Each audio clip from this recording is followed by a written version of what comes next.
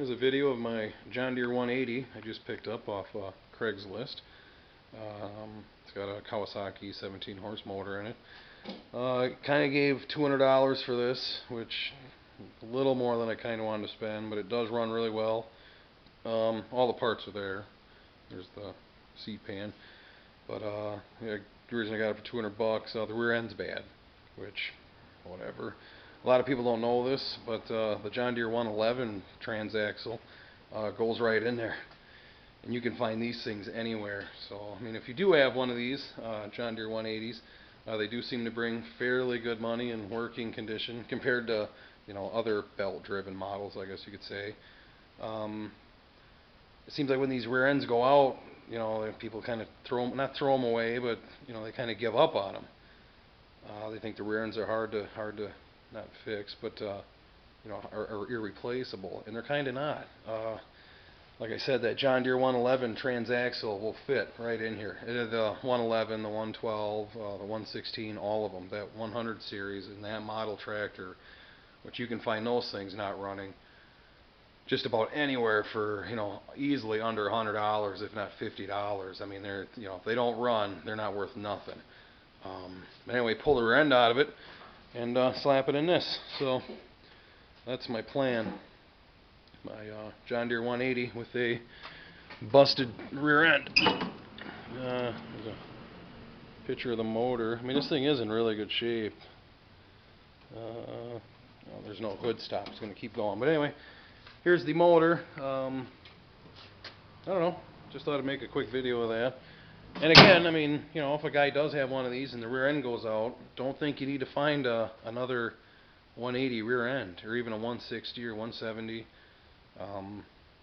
Don't. I mean, they're kind of expensive, and again, they'll probably fail again. These seems pretty common. These things are made in the mid 80s. I don't know. I mean, if you're just got a small yard and don't plan on mowing the earth with the thing, these little rear ends here, they're exactly the same. The only difference is if you do get a rear end out of one, make sure you take the rims with, because you know, it's a 3-bolt pattern, which oddly enough there are 5 holes there, but for whatever reason you only do use 3 of the lug nuts. But these rear ends that's what this rear end is here out of the 160. Same thing, I picked up this for $150, the John Deere 160, which runs excellent. Again, rear end problems.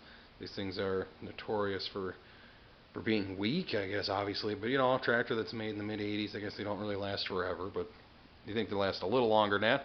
But this here is a John Deere 111 transaxle, which I actually picked up from a guy down the street for, I kid you not, $20. I gave $20 for this, parted the whole thing out on eBay and whatnot, and kept the transaxle, and here it is. So mounted my tires on it, and here it is. You know, I'm into this thing for nothing really. I made quite a bit of money off parting out the 111 itself, so I don't know. Just keep that in mind if you're ever, you know, searching around. You find one of these with a bad rear end. Buy it up if you can get it cheap enough, because you know, like I said, the rear ends are, these 111 transaxles are 112, 116s. They're kind of everywhere. So hold out until you get a good deal on one and bolt it on there, and there you go. So anyway, here's a video of my newly acquired John Deere 180, which I did get rid of my used to be sitting here, the stamp steel yard machine, which, whatever, you know, some stamp steel thing, hydro, but whatever. I was glad to see that go. So it didn't really hurt to give $200 for this, because like I said, that yard machine thing, I pretty much got that for nothing again. So just wheeling and dealing and parting stuff out. So now, long story short, this thing's kind of free sitting here, so it doesn't really bother me that I kind of gave $200 for it, which, whatever. So there it is. Thanks.